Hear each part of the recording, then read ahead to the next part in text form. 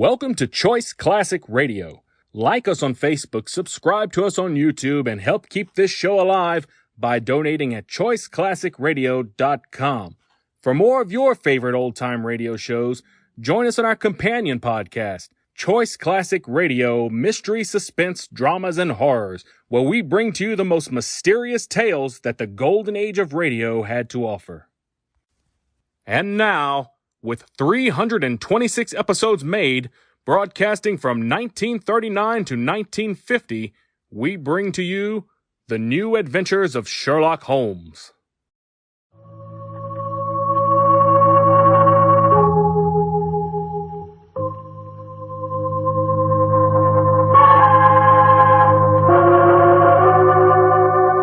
Makers of Clippercraft clothes for men and 924 leading retail stores from coast to coast present the world's most famous detective, Sherlock Holmes.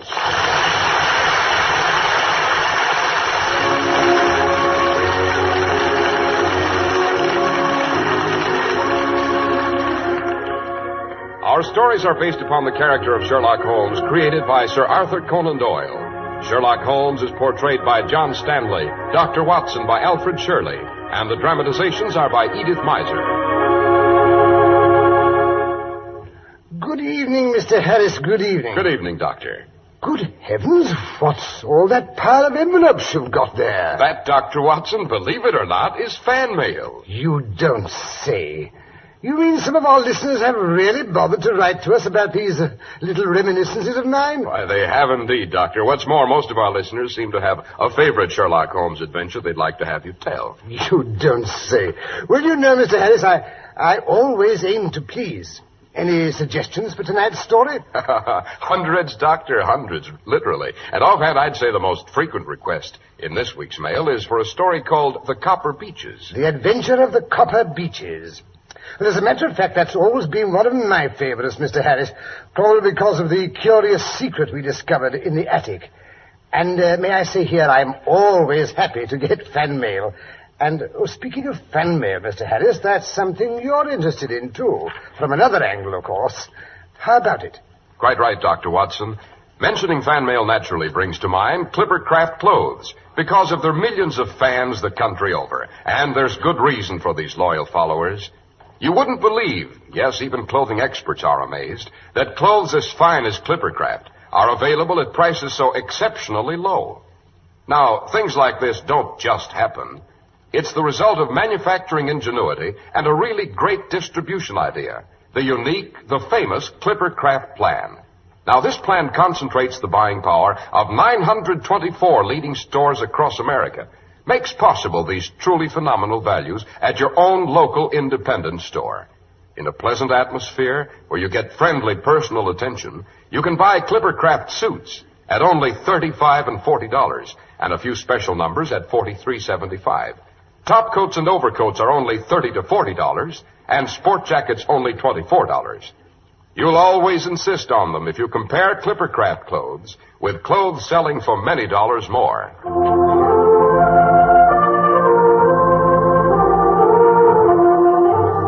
Well, Dr. Watson, now what about the Copper Beeches? It was a cold, gloomy morning in early spring. We were sitting on either side of a cheery fire in our rooms in Baker Street. Holmes had been silent and moody all morning, smoking his long cherrywood pipe, which usually displaced his favorite clay when he was in a disputatious mood. Altogether, he was in no sweet temper. Matches, where are the matches? Look at that confounded fog. What happens to all the matches in this house, I'd like to know? Oh, my dear Holmes, why not use the tongs and a live coal if you want to relight your pipe? I burned myself. For heaven's sake, Holmes, stop spluttering. I say something's annoying you. Why don't you get it off your chest? It's that latest book of yours. Sensationalism, Watson, rank sensationalism. You're always placing the emphasis on the crime.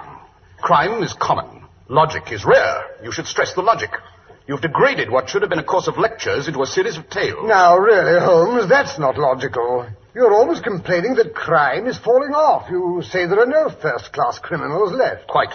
And therefore, if you depend on the crime to hold your readers, you'll soon be a back number. Criminals. They've lost all their enterprise and originality. My practice seems to be degenerating into an agency for recovering lost lead pencils and giving good advice to young ladies from boarding school. Advice to the lovelord, eh? Well, look at this. This note that came in the Morning Post. Yes, The last straw, that's what it is. Here, read it. Dear me, let me see. Dear Mr. Holmes, I am very anxious to consult you as to whether I should or should not accept a situation which has been offered me as governess.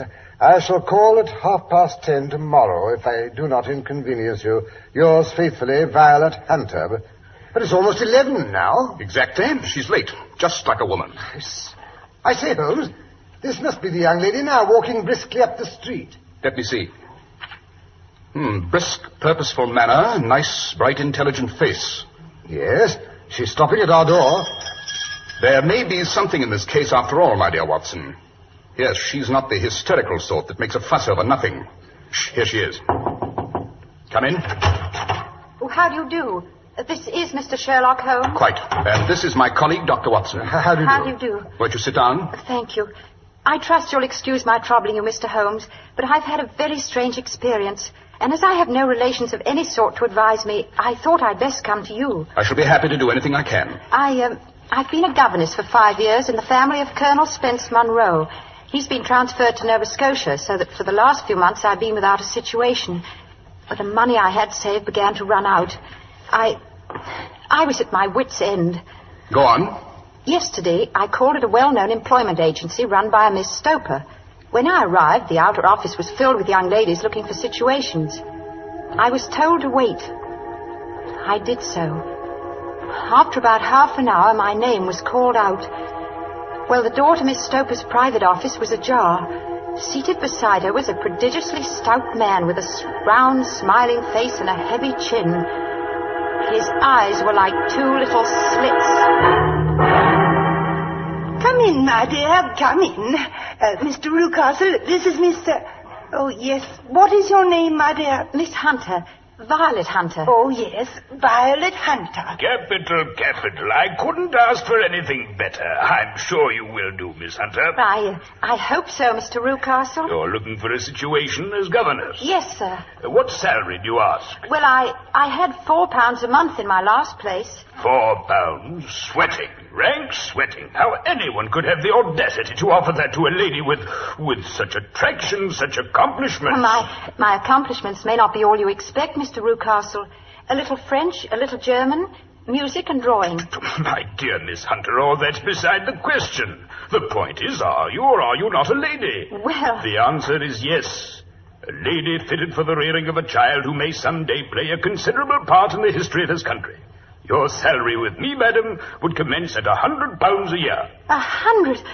Oh, Mr. Rucastle. Furthermore, it's my custom to advance my young ladies half their salary beforehand. Well, may I ask where you live, Mr. Rucastle? Hampshire. Charming rural spot. The Copper Beeches is the name of the place, 5 miles north of Winchester. The dearest old house. And what would be my duties? One child, a dear little romper aged 6. Oh, if you could see him killing cockroaches with a slipper. Smack, smack, smack. 3 gone before you could wink. Well, my sole duty, then, is to take care of this child. Well, I am sure your good sense would suggest that you obey any little commands which my wife might give. Well, I should be happy to make myself useful. In dress, for example. We're fatty people. Fatty but kind-hearted. If you were asked to wear a particular dress that we might give you, you wouldn't object to our little whim, eh? Why, no. Or to sit here or there. That wouldn't be offensive to you? Why, no. Or to cut your hair short before you came to us? My hair? Oh, yes, it's quite essential. It's a little fancy of my wife's, you see, and ladies' fancies, my dear Miss Hunter, they must be consulted. But my hair... Oh, no, I couldn't. No? What a pity. In that case, Miss Stoper, I'd best inspect a few more of your young ladies. Good day, then, Miss Hunter. I'm afraid you must consider yourself struck from our list. You can hardly expect us to exert ourselves to find another such opening for you. But, Miss Stoper... Good day, Miss Hunter. Just a minute, Miss Stoper. Let's not be too hard on the young lady. After all, my request was a bit sudden. Perhaps, Miss Hunter, you'd like 24 hours in which to consider the matter. And in view of the fact that you have particularly beautiful hair, I might be willing to raise the salary to £120 a year to recompense you for our little eccentricities.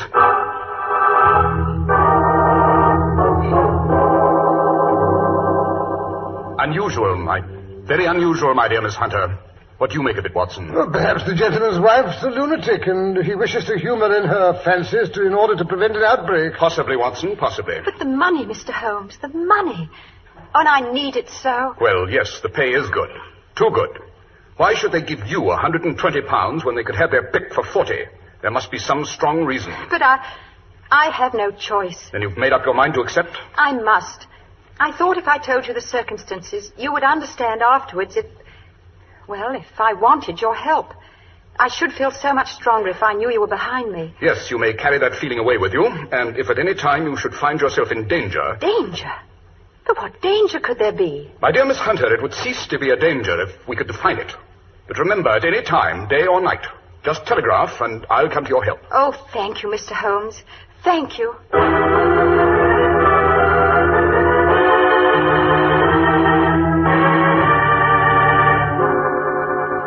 You realize, Watson, it's been almost a week since Miss Hunter called and we haven't heard a word from her? I don't like it. Oh, nonsense, Holmes. She seemed to be a young lady who is quite capable of taking care of herself. Just the same, I should never have permitted an unprotected female to accept a situation like that. Data. If I only had some data. Can't make bricks without straw. Well, at any rate, nothing very dreadful can happen out in the open country like that. That is where you're wrong, Watson. It's my experience that the vilest alleys in London do not present a more dreadful record of sin than does the smiling and beautiful countryside. Holmes, you give me the creeps. The pressure of public opinion is greatest in the towns. There's no lane so vile that the scream of a tortured child or the thud of a drunkard's blow does not beget sympathy and assistance from the neighbors. But the countryside, my dear Watson, filled with its lonely houses, think of the hellish cruelty, the hidden wickedness. Had our young friend gone to live in Winchester, I should not have this fear for her safety. It's the 5 miles of country which make the danger. See what that is, Watson. Yes. Thank you, Mrs. Hudson. It's a telegram for you, Holmes. Give it to me. It's from Miss Hunter. Well, what does she say? Come at once. We'll meet you at the Black Swan Hotel, Winchester, at 3 this afternoon. And at my wit's end, don't fail me. What do you suppose has happened? Hurry, Watson. We have no time to lose. There's a train from Waterloo Station in half an hour. If only we get to her in time.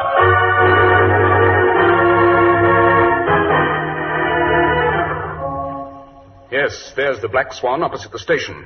Yes, and if I'm not mistaken, that is Miss Hunter waiting for us on the steps. Oh, Mr. Holmes, it's so kind of you to come. And you too, Dr. Watson. I can't tell you how anxious I've been. There, Miss Hunter. Watson, you'd better handle this situation. You're better with hysterical women than I am. Holmes, you are a cold-blooded fish. It's not hysteria, it's relief. It's all right, Miss Hunter. We're here, you know. I'm really not as foolish as I sound. It's just that the strain of the last 2 weeks. But I'll tell you about that as we go along. There's a shortcut to the Copper Beeches through the woods. Come along, then.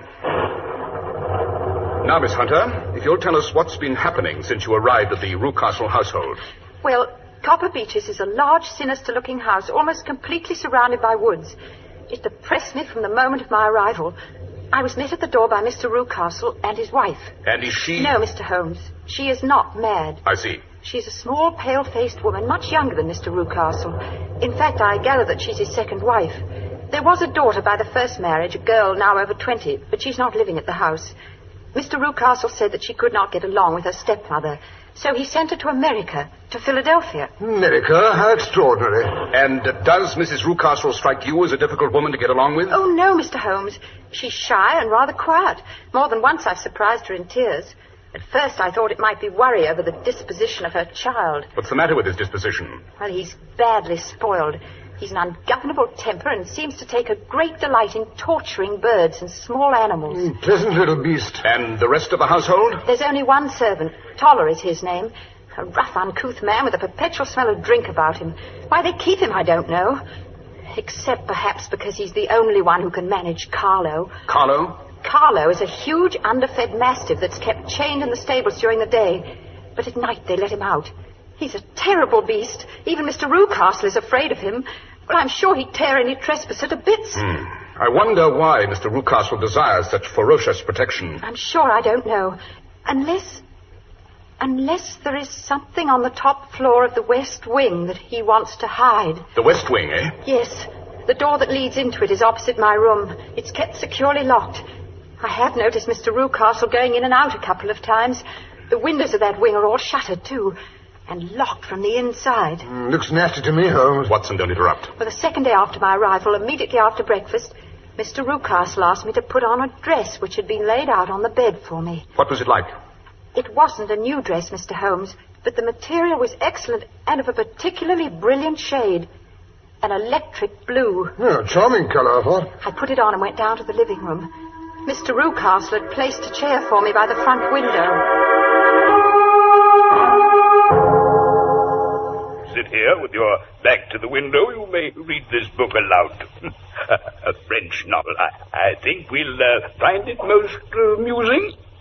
After an hour or so, you may go back upstairs and change to your own clothes. But, Mr. Rucastle, I don't understand. Who asked you to understand? Just do as I say.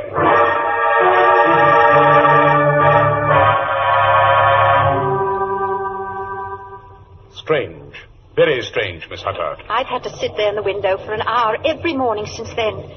As time passed, I became more and more curious. Why were they so careful to keep my face turned away from the window? Naturally, I was consumed with desire to see what was going on behind my back. Well, today I devised a means. I noticed at breakfast that Mr. Rucastle had quite a few drinks. A happy thought seized me. My hand mirror had been broken.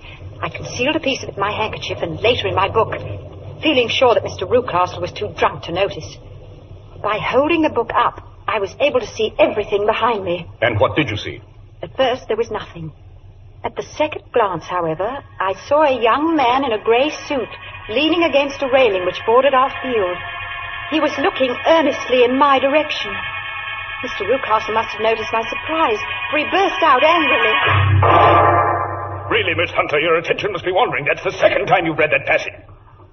Furthermore, there's an impertinent fellow up the road who keeps staring at you. Is it a friend of yours? Oh, no, Mr. Rucastle. I don't know anyone around here. Kindly turn round and motion him to go away. But wouldn't it be better not to notice him? Do as I tell you.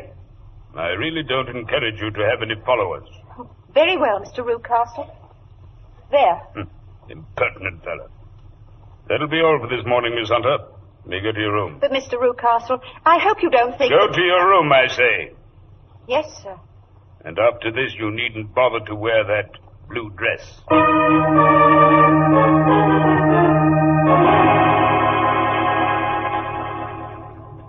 I did as I was told, Mr. Holmes. But on the way upstairs, I noticed that the door to the West Wing had the key still in the lock. Rucastle must have been drunk to forget that, eh, Holmes? Quiet, Watson. I'll admit my curiosity was greater than my sense of caution. I opened the door and mounted the stairs to the attic. In the hall at the top of the house, I found 3 doors. The middle one barred with the end of an old iron bedstead. Good Lord. It was terribly spooky up there. Once something brushed against my face. Oh, what was that? Oh, it must have been a bat. Oh, dear. Is there anyone in there?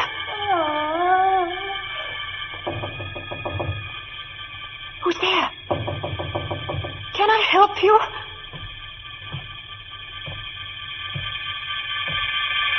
So, it was you then.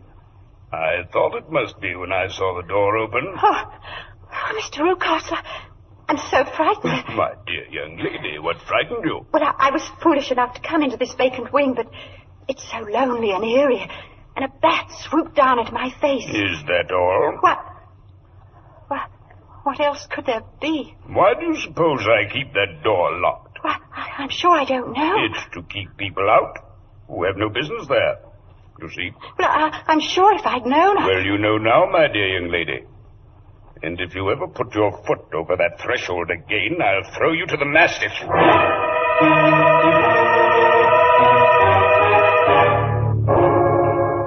What a dreadful experience. Mr. Holmes, I feel sure there's someone locked in that room. Someone who's unhappy, perhaps tortured. Oh, good heavens, it's almost 5. I promised to be back by 6. Mr. and Mrs. Rucastle are going out. Mr. Rucastle should discover where I've been. You've acted like a brave and sensible girl, Miss Hunter. Yes, indeed you have. Dr. Watson and I will hang around until the Rucastles have left. Well, that should be around 7. Good. I don't imagine the Mastiff will be let loose until they return. Oh, no, Mr. Holmes. It would be too dangerous for them to get back to the house. Excellent. We'll hope that Toller's still drunk. At any rate, you must get us into the house. We must explore the West Wing. I'll do my best, Mr. Holmes. And now I must hurry. Goodbye, gentlemen. Goodbye, Miss Hunter. Well, my dear Holmes, what do you make of it all? The blue dress and the man in front of the house. Obviously, they've had her impersonating someone. Someone young, whose hair had been cut off during an illness. That someone is probably the person imprisoned in the West Wing. How sinister. That is not the most sinister part of Miss Hunter's story, Watson. No?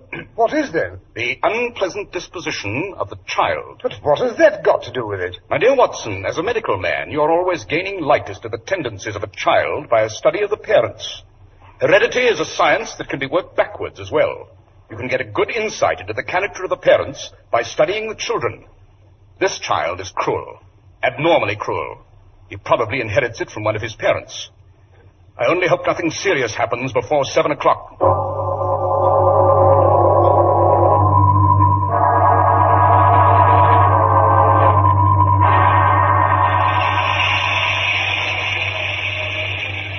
Gracious, what a night. The first thunderstorm of the season. See, listen to that dog. He has an ugly temper. Look at the copper beeches swaying in the wind. Yes, there's Miss Hunter standing in the front doorway. She's waving to us. The coast must be clear. Come in. Goodness, you must be soaked to the skin. What's that pounding? It's Toller. He was just going out to release the dog. I sent him to the wine cellar, then locked him in. Splendid. I managed to get Toller's keys this afternoon, too. He was quite drunk. They're duplicates of Mr. Rucastle's. Better and better. But come along upstairs. We have no time to waste. You got your revolver handy, Watson? Yes. Good. Good heavens. That lightning must have hit near here. One of the copper beeches, no doubt. Now, which key? Ah, this one, I fancy. That's right.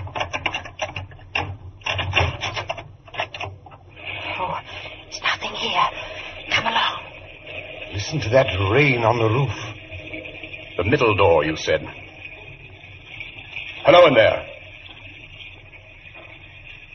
No answer, I don't like that.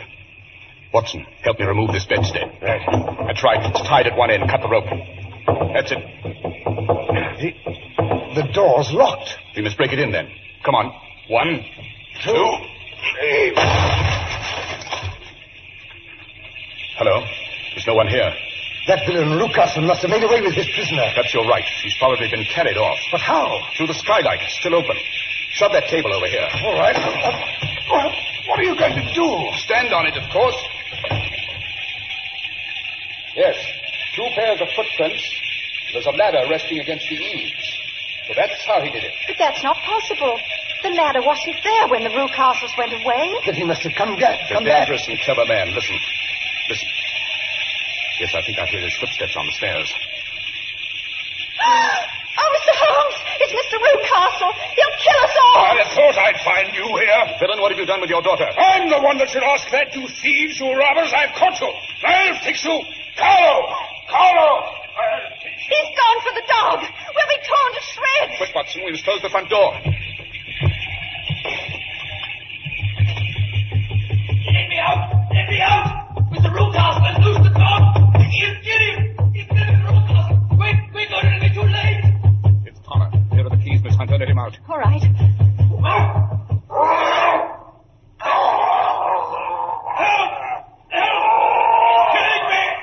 It's Carlo! He's got Rucastle by the throat! Quick, Watson, give me your revolver. Careful you don't hit the man by mistake. Shut up and stand back, Watson. Oh, Mr. Holmes! Oh, thank heavens you've done it. You've killed Carlo. Oh, I thought it was too late. Oh, it's too horrible. I think I feel... No, Miss Hunter. You're out of danger. Just you go upstairs and pack your bag. Dr. Watson and I are going to take you back to town with us on the 9 o'clock train. Now, Watson, suppose you see if there's anything you can do for that villain Rucastle. He's not worth saving, but I suppose your conscience won't rest unless you have a try at it.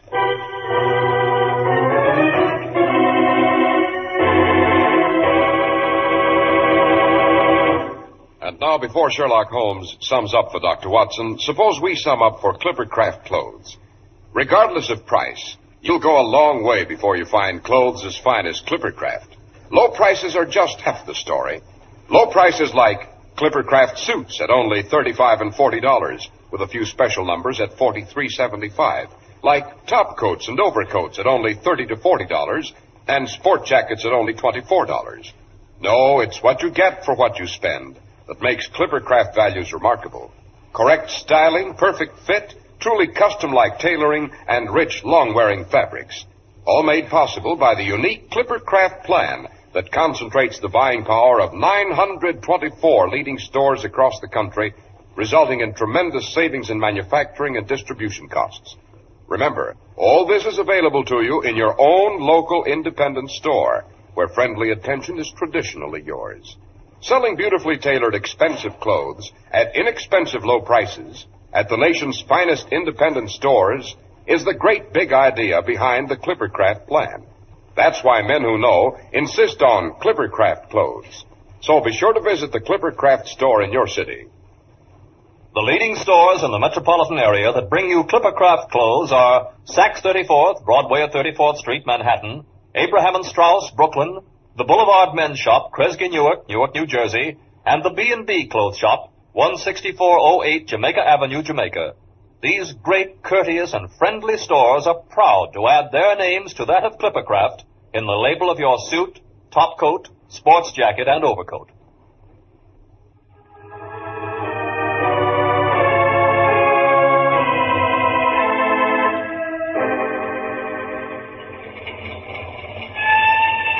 So you think, Watson, that Rucastle will live? I'm afraid so, Holmes. Oh, I'm so glad to get away from that dreadful place. Yes, I'm sure you are, Miss Hunter. I say, Holmes, just what did happen to the prisoner in the West Wing, and who was it? It's all disgustingly simple, my dear Watson. It was Rucastle's daughter, as I suspected. It seems that she'd inherited some money from her mother, and when she threatened to get married and take her money with her, her father tried to get her to sign a paper giving the money to him. He worried her until she got brain fever and had to have all her hair cut off. Well, where did you get that information? From Toller. In spite of everything, Miss Rucastle's young man stuck to her, and she to him. After that, Mr. Rucastle locked his daughter up and brought Miss Hunter down from London in order to impersonate her, to get rid of the persistent suitor. This young gentleman, however, was a persevering chap. Oh, good for him. Having greased Toller's palm very thoroughly, he learned the true state of affairs. And with the help of Toller and a long stepladder, he rescued his fiancée. It's really quite romantic, isn't it, Holmes? You and your romance, Watson. You're a regular old woman. Well, I'm glad we were able to help the poor thing, but I wouldn't go back to that house again, not for twice the salary. Oh, that reminds me, Miss Hunter. I was talking to a friend of mine about you the other day. She has a private school in Walsall. I believe she said she had an opening for you. Oh, Mr. Holmes, you're not a cold-blooded fish at all. You're a darling. Now, my dear, it's quite inconsequential. Really, you know. Well, do I say... Oh, shut up, Watson.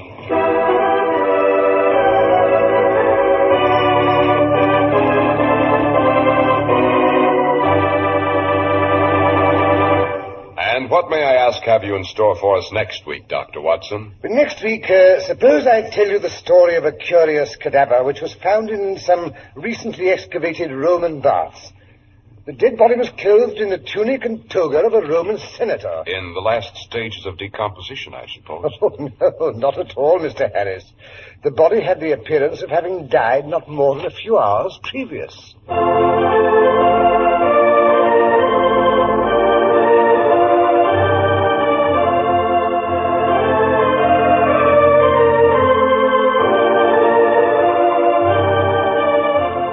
The makers of Clipper Craft clothes and 924 leading stores from coast to coast have brought you another in the new series of broadcasts featuring the world's most famous detective, Sherlock Holmes.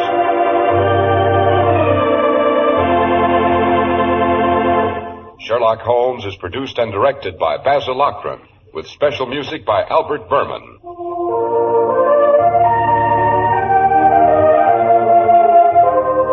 If you don't know your Clipper Craft dealer, write Clipper Craft, 200 Fifth Avenue, New York City. Be sure to listen next week to Sherlock Holmes in The Cadaver in the Roman Toga.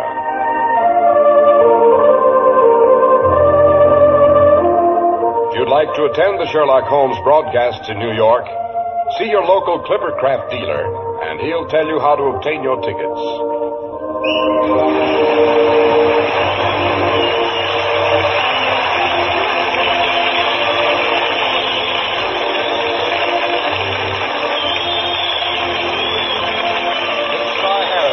For Clippercraft Clothes, this is the Mutual Broadcasting System. That concludes today's episode. We'd like to thank you and remind you to donate at choiceclassicradio.com. Remember, your donations make episodes like this possible.